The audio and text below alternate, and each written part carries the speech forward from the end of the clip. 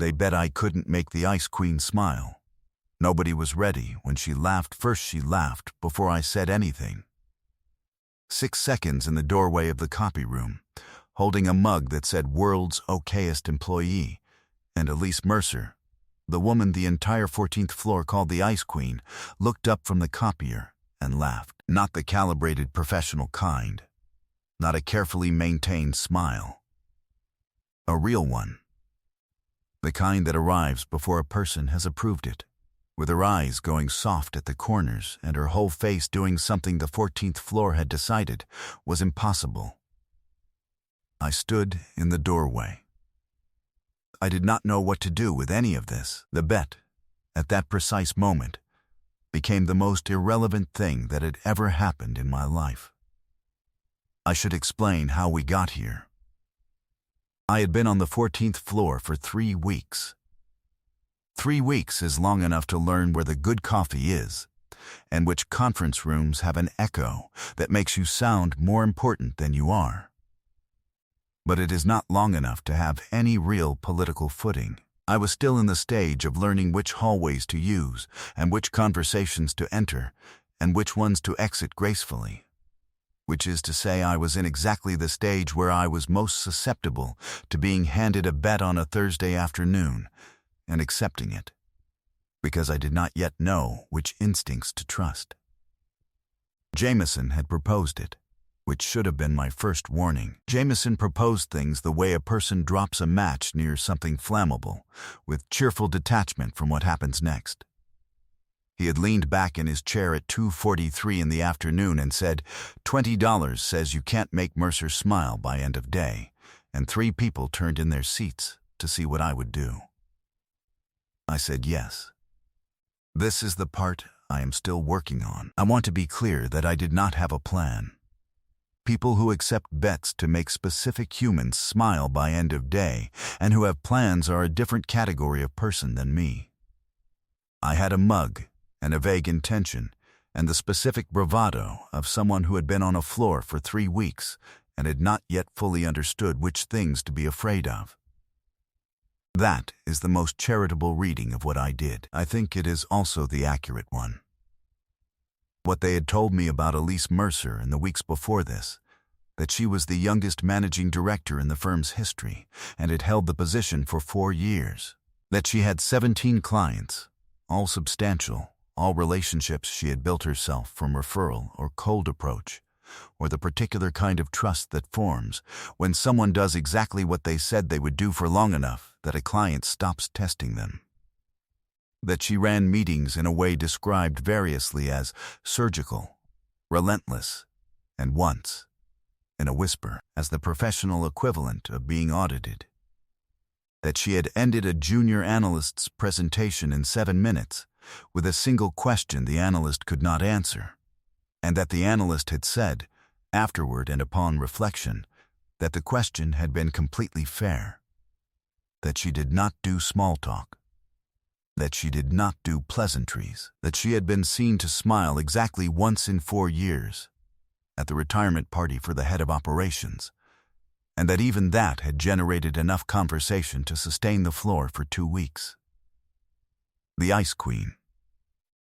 They said it with the affection people use for something that intimidates them, but which they have decided to find charming rather than threatening. I had not been on the floor long enough to know if the affection was real, or if it was the kind of thing people say to make themselves feel less like they are afraid. There was something else they had told me, delivered with the same slightly theatrical relish as the rest of it, which was that Elise Mercer never asked anyone anything twice. If she asked you something and you did not have the answer, you had better get the answer and bring it to her without being asked again. The way it was told to me, this was meant to be intimidating. What I thought, when I heard it, was that it sounded like someone who respected people's time. I kept that thought to myself. What I had not been told, that Elise Mercer noticed everything, that she had been on the floor long enough to know who talked to whom and when and about what. That the same network of attention she used to manage 17 clients in every meeting she ran was also, quietly and continuously, pointed at the people around her. Not for any hostile reason, for the same reason anyone pays sustained attention. Because information is the only thing in an environment like that which cannot be taken from you by someone with more seniority. I walked into the copy room at 3:15 in the afternoon with my world's okayest employee mug, a gift from a friend, worn on days when I needed a reminder not to take myself too seriously. And I did not know she was in there until she looked up from the copier. And she laughed. Not at me in any unkind sense. At the mug, at something, at the totality of the situation. The laugh of a person who has been holding something very tightly for a long time and has just been given a specific, unexpected reason to let go of a little of it. Real, unscheduled, her whole face doing the thing the 14th floor had decided was impossible. I said, "I can explain." She said, "Please don't." She was still smiling. "The mug is I know what the mug is," she said. She looked back at the copier. The smile stayed. Smaller but there. "It's better if you don't explain it. The explanation will ruin it." She finished at the copier, gathered her papers, and walked past me without saying anything else. At the doorway she glanced back at the mug once more, and the corner of her mouth moved. I walked back to my desk. Jameson looked at me. I said. She laughed. He said, "That's not the same as smiling." I gave him the $20. I went back to the copy room alone and stood in it for a moment afterward. It smelled like toner and something she had been wearing, something that was not a perfume I could name. I thought about the way she had said, "Please don't," not as a brush-off, but as an invitation to leave the thing exactly as it was, untouched. The way you ask someone not to turn a light on, because the dark is actually what you need. I thought about the laugh. I want to be specific about why it stayed with me. Because it was not merely the surprise of finding out that a person the office had turned into a legend had a laugh. It was something about the quality of it, the way it arrived before she had decided what to do with it. In 3 weeks on the floor, I had learned to read the careful, modulated reactions of people who had been in professional environments long enough to manage every expression. Elise's laugh was not modulated. It was just real. And in the 3 weeks I had been there, I had not seen real very often.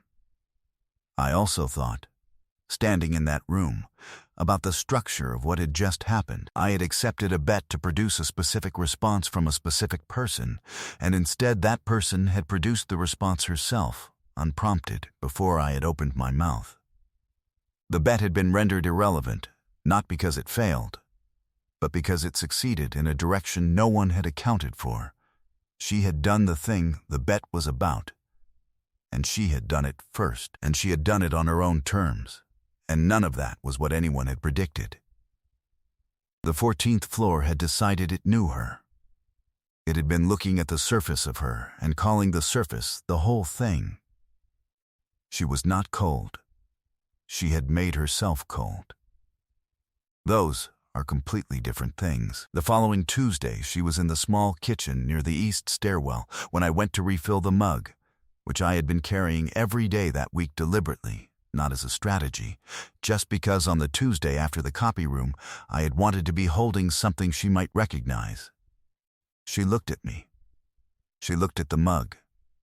She said, "Still," and went back to her tea. "Still," I agreed. She left. I made my coffee. The following Thursday she was there again, and this time she said, "I heard Jameson propose the bet," in a tone that was not a question. I felt my face do something I could not control. "Who told you?" I asked. "No one told me," she said. I noticed. She picked up her mug, white, no text, the kind that makes no claims. "I noticed before the bet as well. You knew I was aware of it." I thought about what to say. Then I said, I gave him the $20. She looked at me for a long moment, and then she smiled. The same smile from the copy room, the same quality of it arriving before she had decided. She said, "That's the right answer." "Was it a test?" I asked. She considered this with what I would come to understand was her actual style, not a pause for effect, but a pause for accuracy. "It was an observation," she said, "whether you were someone worth continuing to observe." "And?" She picked up her tea and walked to the door. At the threshold, she said, over her shoulder, "You carry the mug every day." That's interesting. That was the beginning of the kind of friendship that does not have a formal name, but that everyone around you can see before you can. Jameson noticed first, which was fitting given that he had started it. He said, "On a Wednesday, you've been going to that kitchen a lot," in the tone of someone making an observation they are hoping will be confirmed as interesting. I said I liked the coffee there. He looked at me for a moment, and then back at his screen, and I could see him recalculating something, and I understood that the story of the bet was already changing shape in the floor's collective understanding of it, moving from the story of someone who failed to make the Ice Queen smile to a different story entirely, the shape of which nobody had quite worked out yet. I started coming to the small kitchen on Tuesdays and Thursdays at 8:45. She was always there. We talked, not about work primarily, but about things adjacent to work, in the way that conversations about work are always actually conversations about other things. She talked about her clients with specificity and warmth that had nothing in it of the person the office had described to me. She asked questions, and then actually listened to the answers. She had opinions and stated them as opinions, which is rarer in professional environments than it should be, and she expected me to disagree with her, and was visibly more engaged when I did. She told me on a Tuesday in late October that she had taken Dunmore Capital on 3 years ago when nobody else wanted the account. The founder had a reputation for being difficult, which in her experience meant he had high standards, and the people who found him difficult had not met those standards. She had spent 6 months doing exactly what she said she would do, and Dunmore Capital had been one of her largest accounts since. She told me, on the Thursday of the same week, that she had gotten into this industry because her mother had not been able to retire at the age she wanted to, because nobody had helped her understand her options until it was too late to build something different. She had said it without self-pity or performance, just as the fact that it was the origin of a thing, stated cleanly. She asked me, one morning, what I was actually trying to build. Not what I was doing in the position, not what my career plan was, but what I was actually trying to build. The real version. The one I did not say in interviews.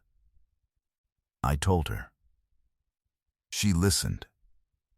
She said, "That's a good thing to be trying to build.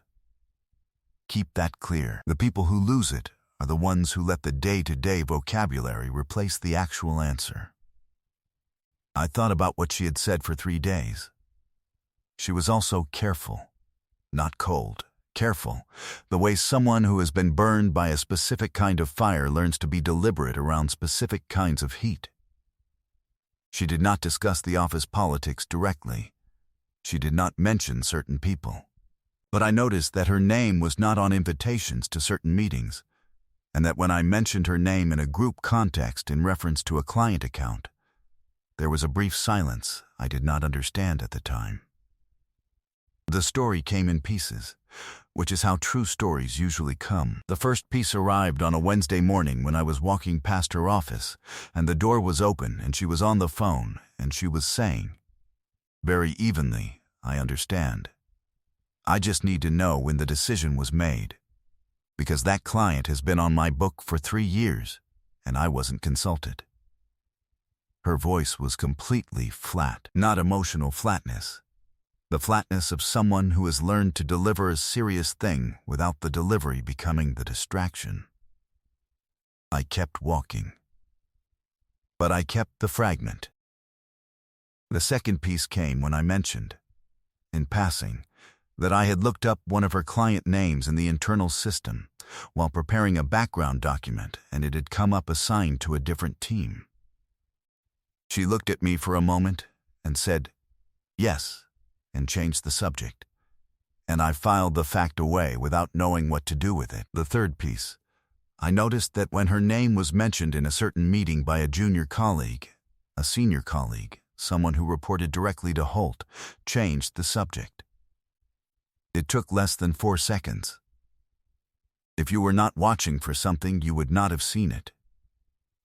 I had been watching, without knowing why, for about 2 weeks by then. 2 days after that, in the kitchen on Thursday, I asked whether a client name I had heard come up, Dunmore Capital, was one of hers.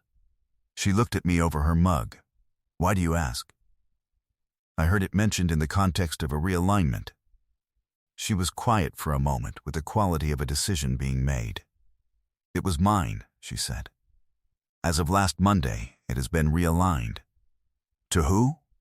"Holt's team," she said. I did not know enough yet to understand the full weight of what that meant. But I understood what her face did when she said the name. Not anger, not exactly fear, but something more precise. The expression of someone who has been watching a thing develop for a long time and is finally allowing themselves to name it out loud. "Is that the second time?" I asked. She looked at me. "The fourth," she said. "In 8 months." That was the moment I understood that what I had been reading as coldness was actually the practiced composure of someone in the middle of a sustained war, fighting it mostly alone and in plain sight, with no one around them understanding what they were looking at. His full name was Richard Holt, Senior Managing Director, 1 level above Elise, on the partnership track she herself was due to be reviewed for in 2 weeks. He had been at the firm for 19 years. He had the relationships, the ear of the managing board, and the kind of institutional authority that accumulates not from a title, but from 19 years of being the person who understood which conversations mattered and which rooms to be in when they happened. He was the kind of man who had turned the environment itself into an extension of his own power, the way certain plants make the soil around them inhospitable to anything that might compete for the same light. He had been systematically dismantling Elise's book of business for 8 months. 4 major client accounts reassigned to his team in the same period, each framed as a strategic realignment. Each one documented internally in language that made no reference to the 3 or 4 years of relationship building Elise had done behind them. Dunmore Capital was the most recent. Before that, a wealth management group she had brought to the firm herself, cold, on the strength of a contact she had developed over 2 years. Before that, a regional bank she had saved from leaving the firm 2 years prior when the previous manager had handled a transaction badly. Each account had a story. None of the reassignment memos contained any of those stories. He had also initiated what the firm called a performance dialogue, a formal review triggered by 3 complaints from unnamed colleagues, the contents of which she had not been permitted to see in full. She had received a summary. The summary described concerns about relationship management and collegial communication. These were the exact phrases that had appeared in my own performance feedback 3 weeks earlier, feedback I had found confusing, and hearing Elise describe them, I understood for the first time where they had come from. "The partnership vote is in 2 weeks, she told me. "The performance dialogue runs concurrent with the vote timeline. If the conclusion is negative, I'm ineligible. And if you've lost 4 major accounts in the same period, then the dialogue has something to point to," she said. Yes, she said it without drama. That was what made it land harder than drama would have. The complete absence of performance.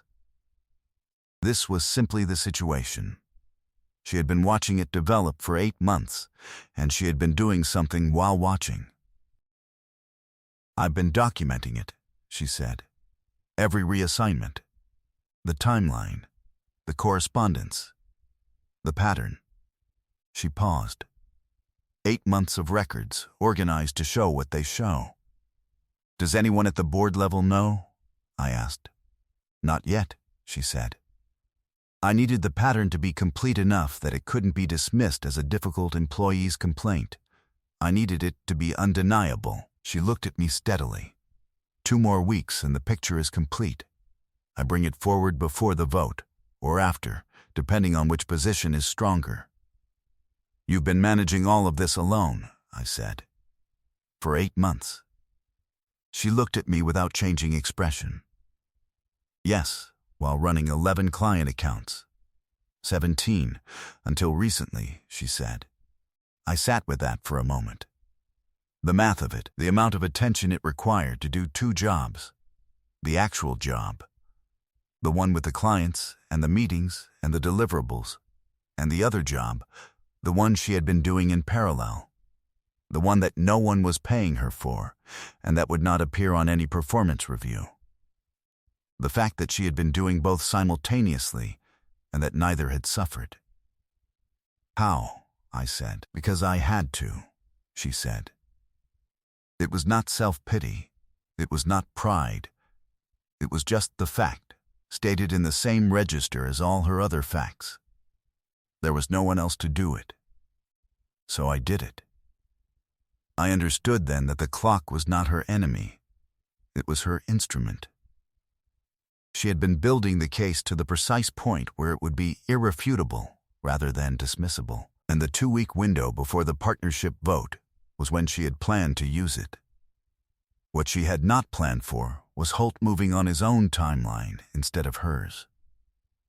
On a Friday at 5:15, I stepped into the elevator to go down to the lobby, and Richard Holt stepped in after me. I had seen him in passing.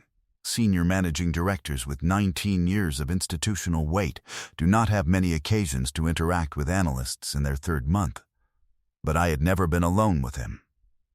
He was a large man in the physical sense, tall, heavy-shouldered, the build of someone who had been athletic a long time ago and still moved as though he remembered it. He looked at the elevator buttons, and then, without turning toward me, "You've been spending time with Mercer." "We've talked, yes," I said. "In the kitchen." Regularly, the tone of someone making an observation they do not consider one. "Yes," I said. He turned and looked at me directly. He had the particular quality of a man who has had many years to learn that looking at someone directly while being indirect about your meaning creates a specific and reliable kind of pressure. "She's a complicated situation," he said.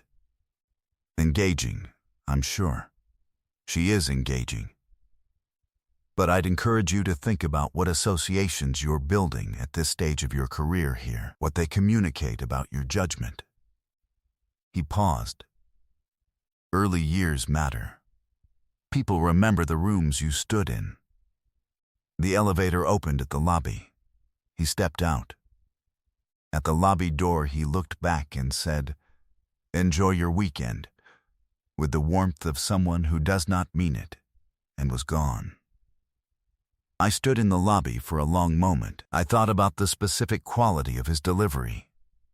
The "enjoy your weekend" at the end, said with the warmth of someone performing warmth to an audience of one. I thought about the phrase rooms you stood in.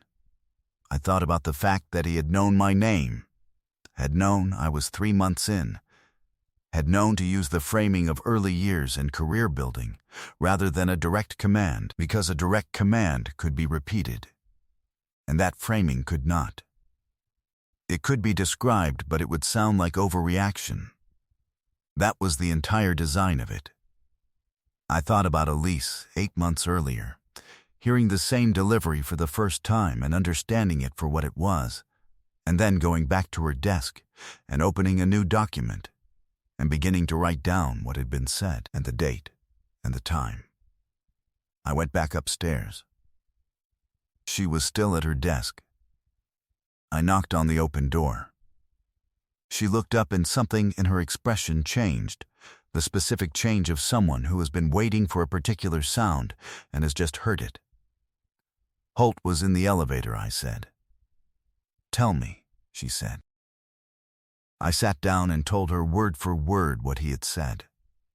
She listened without asking a single question.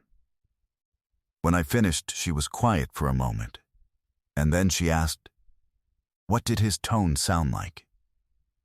"Like he was doing me a favor," I said. "Like friendly advice." "Yes," she said. "That's how he does it." She said it with the recognition of someone who has heard a specific instrument played before and knows its name. "Did he use my name or say she?" "He said Mercer, and then he said she," I said. She nodded and reached for the legal pad on her desk. I watched her write the date, the time, and in precise abbreviated language, a summary of exactly what I had described. "This is a problem for him," she said. "You are not one of my direct reports. He cannot use a line management relationship to justify the pressure. If he wants to push you away from me, he has to do it directly, which means it is documentable by someone other than me, by a witness who has no stake in the outcome." She looked up from the legal pad. "You are a witness. That is something I did not have before this week." "Holt was in the elevator," I said. "Tell me," she said. I sat down and told her word for word what he had said. She listened without asking a single question. When I finished, she was quiet for a moment, and then she asked, "What did his tone sound like?" "Like he was doing me a favor," I said. "Like it was friendly advice." "Yes," she said. "That's how he does it. The favor tone." She said it with the recognition of someone who has heard a specific instrument played before and knows the name of it. "Did he use my name or say she?" "He said Mercer, and then he said she," I said. She nodded and reached for the legal pad on her desk. I watched her write the date, the time, and in precise abbreviated language a summary of exactly what I had described. "You called a colleague in my manager's office the following Monday, didn't you?" she said. Not a question. "He called my direct manager," I said. "Tuesday," she made a note. "To question your judgment, your political awareness." She did not look up. "Yes, this is a problem for him," she said. "You are not one of my direct reports. He cannot use a line management relationship to justify the pressure. If he wants to push you away from me, he has to do it directly, which means it is documentable by someone other than me, by a witness who has no stake in the outcome." She looked up from the legal pad. "You are a witness." That is something I did not have before this week. I understood, sitting across from her, what the laugh had been about. Not just the mug, or not only the mug. She had heard about the bet before the copy room. She had been watching me for 3 weeks, from the position of someone who had learned to watch everyone, because everyone in that building was either a variable, a threat, or an unknown, and the unknowns were the ones worth watching most carefully. And what she had seen was someone who gave back the $20 when the bet went sideways, who carried the mug every day not as a performance but because it was simply honest, who came to the kitchen without an agenda and continued to come without needing anything back. She had been testing the material without telling me I was being tested. The way you test something you are thinking of trusting with weight. "You knew about the bet before the copy room," I said. "Yes," and you laughed. She looked at me with the expression I had come to understand was her version of warmth, direct, specific, unhurried, given only when it meant something. "I laughed," she said, "because I had been watching you for 3 weeks, trying to understand who you actually were. And then you walked into that room holding that mug, and I understood in about 4 seconds that the answer was someone who doesn't take themselves seriously enough to be dangerous to be around." She paused. "In this building, at this particular moment in my life, that was genuinely rare. I had not been in a room with that for a long time. She looked at the legal pad. Then she looked at me again. "You want to know what it actually felt like?" she said. Not a question. "Yes," I said. "It felt like," she said, and paused for a full second in the way she paused when she was finding the accurate word and would not settle for a close one, being given back something I had forgotten I used to have, which was the ability to be surprised. I had stopped being surprised by people. I had been so long in the posture of watching that I had stopped expecting anyone to do anything I hadn't already accounted for. She looked at the mug. And then that. "The mug," I said. "And you," she said, "carrying it every day, without a plan." She said it simply, the same way she said everything that was true. The documentation went to the board's ethics committee on the Friday before the partnership vote. My formal account of the elevator conversation and the subsequent call to my manager, which had come exactly 3 business days later, precisely as she had predicted, went with it.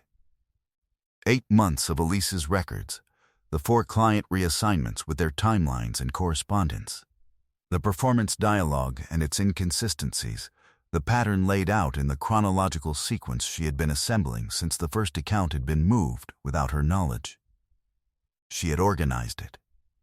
She told me later, the way she organized client materials, by what a reader who did not already know the conclusion would need to see, in what order, to arrive at the same conclusion themselves. Not a complaint. A brief. My 2 weeks of being a witness. Her 8 months of being methodical. Together it was exactly what she had said it needed to be, undeniable. The ethics committee placed the partnership vote on hold pending review. The review took 6 weeks. In those 6 weeks, 2 other members of the firm came forward with their own accounts. Other people Holt had pressure tested away from Elise or out of the firm entirely in prior years. People who had kept their own records of what had happened to them and had been waiting, without saying they were waiting, for someone else to move first. The pattern, which had been designed to look like isolated incidents, was no longer isolatable. When the picture was completed, was a very different picture than the one the managing board had been looking at, and the managing board did not appear to enjoy the discovery.